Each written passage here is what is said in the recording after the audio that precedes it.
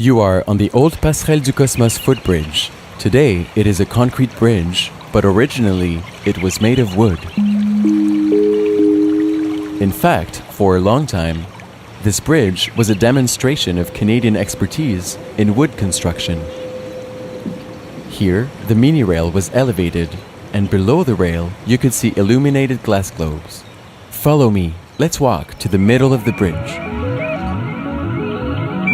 A free trip to the moon.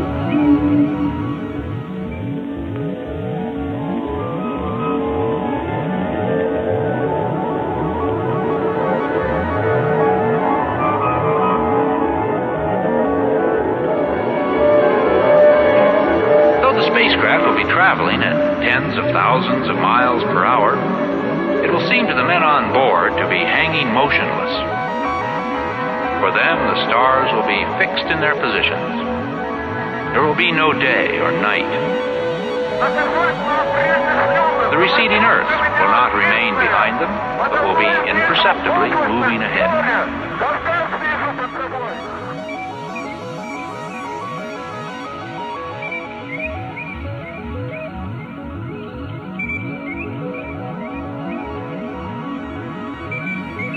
In the 60s, the conquest of space is an important theme in the public's collective imagination.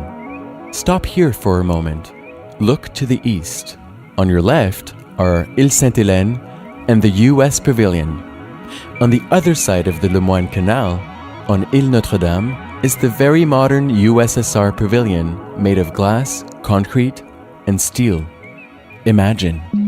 14, 13, 12, 11. In 1967, the Passerelle du Cosmos connects the pavilions of the two superpowers competing in the space race. In both pavilions, the references to space are everywhere.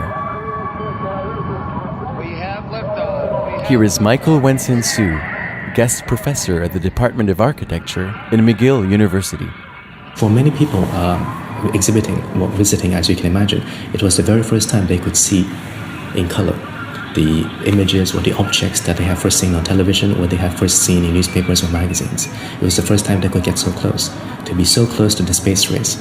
In the USSR Pavilion, for example, you could find a replica of the Vostok, which carried famous astronaut Yuri Gagarin into space. In the American Pavilion, there were also illustrations of the Apollo space program and models of spacecraft.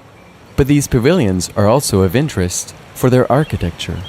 In April 1967, Life magazine described the relationship between the two pavilions. It could have been the imagery of a mad poet or a god. A transparent bubble flung up by the US breaks the sky 20 stories high, and across the way the Russians have hung walls of glass on a ski jump of a roof. The architecture of Expo 67, Montreal's World's Fair, which opens this week, is a stunning leap into tomorrow.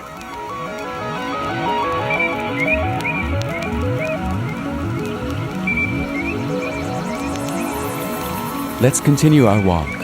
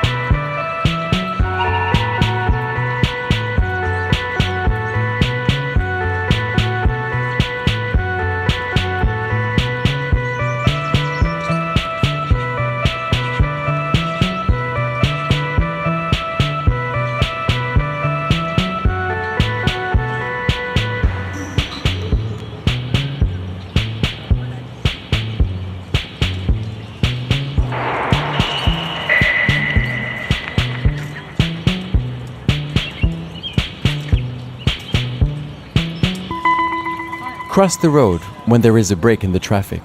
I'll wait for you in the middle of the circular plaza, located about 50 meters ahead of you.